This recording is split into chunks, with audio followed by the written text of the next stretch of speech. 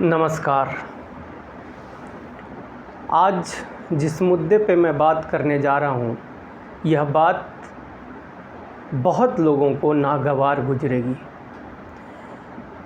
और वो इसलिए गुजरेगी क्योंकि आप अपने बारे में कभी नहीं सोचे। आप अपने बच्चों के, आप अपने परिवार के, आप अपने समाज के बारे में अगर कभी सोचा होगा कि वो कौन सी व्यवस्था है जो इस देश के 90% आबादी को नौकरी, रोजगार और व्यापार दिलवाएगा, वो कौन से नेता और पार्टी हैं जो हमारे समाज का वास्तविक विकास कर सकेंगे, ये आपने कभी नहीं सोचा। जिस तरीके से मीडिया में कौन लोग हैं? वही 10% वाले लोग। जिस प्रकार से मीडिया के लोगों ने आपको मोड़ा, जिधर आपको घुमाया, आप उधर ही चल दिए।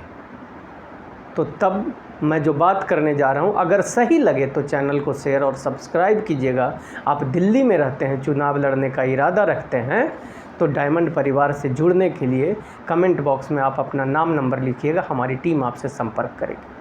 मैं आज आपको बताने जा रहा हूं कि किस प्रकार से आम आदमी पार्टी दिल्ली के और देश के 90% आबादी SC, ST, OBC माइनॉरिटी यानी डायमंड परिवार के लोगों को धोखा दे रही है और उनके हक और अधिकार को बड़ा ही सातिराने तरीके से मार रही है, खा रही है और लूट रही।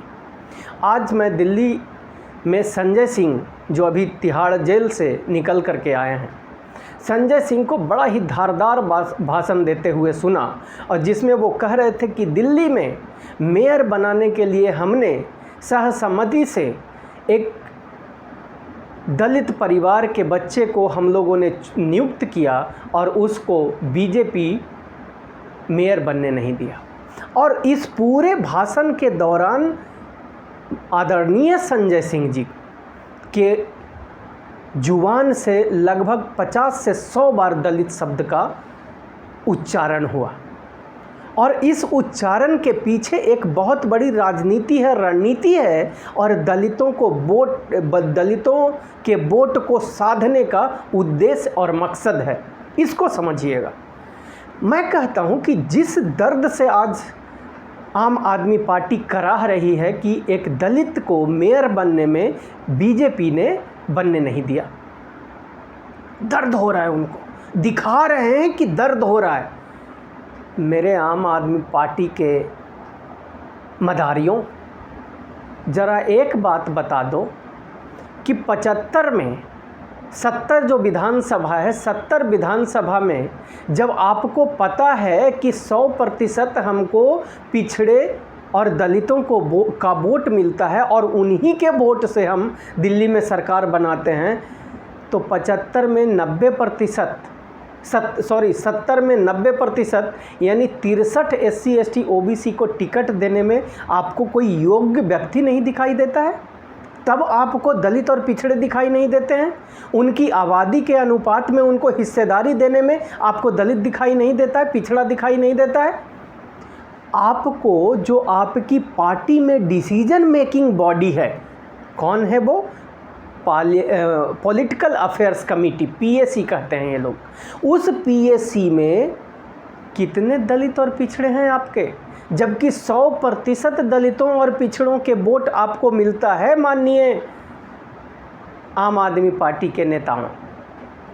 तो जब आपको इनका वोट मिलता है तो आपको पॉलिटिकल अफेयर्स कमेटी में इनको रखने में दर्द कहाँ होता है? उसमें बीजेपी तो उंगली नहीं करती है कि आप किसको रखोगे, उसमें कांग्रेस तो उंगली नहीं करती है, या उसमें तो कोई आम आदमी, दूसरा आदमी आपको उंगली नहीं करता है कि हम आपको, या यहाँ का गवर्नर आपको नहीं करता है या कहता है आपको कि SC, ST, OBC को पॉलिटिकल अफेयर्स कमेटी में, यानी जो सबसे बड़ी बॉडी है राष्ट्रीय कार्यकारिणी में कितने SC, ST? 5-6 लोग हैं आपके आम आदमी पार्टी के माननीय आदरणीय ढोंगियों।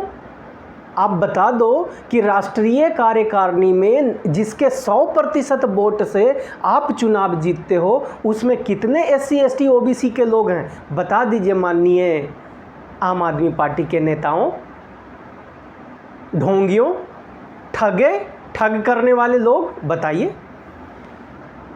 पहला, राष्ट्रीय कार्यकारिणी में SC/ST OBC जो 90% आबादी है उनको 90% तो छोड़ो, आप 20% भी हिस्सेदारी नहीं दे रहे हो। जहां डिसीजन लिया जाता है कि विधायक का टिकट किसको मिलेगा, काउंसलर का टिकट किसको मिलेगा, किसको मंत्री बनाया जाएगा, किसको मुख्यमंत्री बनाया जाएगा, वहाँ पे आपको दर्द नहीं छलकता है। जबकि वहाँ पे न कोई गवर्नर, आपको बीजेपी का गवर्नर जो है वो भी उंगली नहीं करते हैं, न बीजेपी राजनीतिक पार्टी आपको उंगली करता है। मैं बीजेपी की बड़ाई नहीं कर रहा हूँ, लेकिन मैं कह रहा हूँ कि ये एक सांपनाथ हैं तो एक नागनाथ हैं। नाम दोनों का अलग है, लेकिन दोनों दलितों और पिछड़ों के विरोधी राजनीतिक पार्टी हैं। मैं ये बताने की कोशिश कर रहा हूँ। उसके बाद पॉलिटिकल अफेयर्स कमेटी की बात मैंने कर दी। उसके बाद उससे नीचे चलिए, जितने भी प्रदेशों में आप प्रभारी आपने लगाने का काम किया है, बता दीजिए कि 100 में 90 SC/ST OBC के वोट पाने वाले माननीय आदरणीय आम आदमी पार्टी के नेताओं, कितने SC/ST OBC को स्टेट में प्रभारी आपने बनाया है? जो सबसे प्रमुख पद है स्टेटों में, नहीं बनाया ना। उस समय कौन आपको LG आ रहा था उंगली करने की SC/ST OBC को नहीं बनाने देंगे? यानी जहाँ जहाँ हक और पावर, ताकत है, जहाँ डिसीजन लेने की क्षमता जिन जगहों पर है, वहाँ पे आप SC/ST OBC को बैठने नहीं दोगे। आज एक SC को मेयर आप इसलिए बना रहे हो ताकि इनका ढोल पीट करके और इनको हम एक क्या उसको कहते हैं, पपेट की तरह। पपेट होता है ना जो उंगली पे, राजस्थान में आप जाओगे पपेट, ठीक है, जिसको लकड़ी का होता है, लोग नचाते हैं आम आदमी पार्टी। इसी प्रकार से जिनको भी ये मंत्री बनाते हैं, विधायक बनाते हैं, उनको उंगलियों पे ये लोग नचाते हैं ऐसे करके, उसको पपेट कहते हैं, है ना। तो मेयर बना करके और ये अपना काम करवाएंगे। कोई SC/ST OBC के लिए, OBC का यहाँ दिल्ली में जो सर्टिफिकेट बनाने के लिए 1993 का जो आवासीय प्रमाण पत्र है उसको हटा दोगे क्या? पिछले 10 साल से आप हटाए नहीं, वो कोई कानून भी नहीं है, उसको आप पास करवा दो विधानसभा से कि जी इसकी ज़रूरत नहीं है। वो तो आपसे काम नहीं होगा। OBC के विकास का कोई काम नहीं होगा। OBC के हिस्सेदारी, SC के हिस्सेदारी की बात आपसे नहीं हो पाएगी। सिर्फ ढोल पीटने के लिए SC/SC कर रहे हो। और SC के लोगों, आप लोग जाग जाओ। OBC के लोगों, यादव, जाट, गुज्जर, प्रजापति, आप लोग जाग जाओ कि ये लोग सिर्फ आपके नाम का इस्तेमाल करते हैं, आपके सेंटिमेंट का इस्तेमाल करते हैं, लेकिन फ़ायदा मुझे बता दो। जब 437 लोगों को इन्होंने नॉमिनेट किया 2-2 लाख सैलरी वाली जगहों पे, कितने SC/ST OBC के लोगों को नॉमिनेट किया? जिसको 100% SC/ST OBC के वोट से जो सरकार बनी हुई है, 437 में मात्र 37। बताओ, तब हम आपको दिखाई नहीं देते हैं। तब आपको LG साहब की बिना उंगली के ही आप उनका हक खा जाते हो, उस पर नहीं चिल्लाते हो। आप सारे बड़े बड़े जगहों पे आप नहीं चिल्लाते हो हैं। पहले तो मंचों पर आप दलितों और पिछड़ों को बढ़िया से बैठने नहीं देते थे, अब तो आवाज़ उठने लगी है, तो अब फिर भी कुलदीप को फ़ोटो में आप लेकर के आ रहे हो, ये सब लोग। तो तब मैं अब आप लोग मेरी बात समझ गए ना कि जहाँ जहाँ पैसा है, पावर है और ताकत है, जहां डिसीजन लेने की क्षमता है, उन जगहों पे ये आम आदमी पार्टी SC/ST OBC को नहीं रखता है, क्योंकि इनको सिर्फ 10% आबादी वाले लोगों का विकास करना है, 90% वाले को का इस्तेमाल करना है। तो तब मैं अंत में आपसे हाथ जोड़ करके विनती करता हूँ SC/ST OBC के लोगों, 2024 तो हमारी मजबूरी है, लेकिन 2025 में आप अपनी तैयारी कर लेना।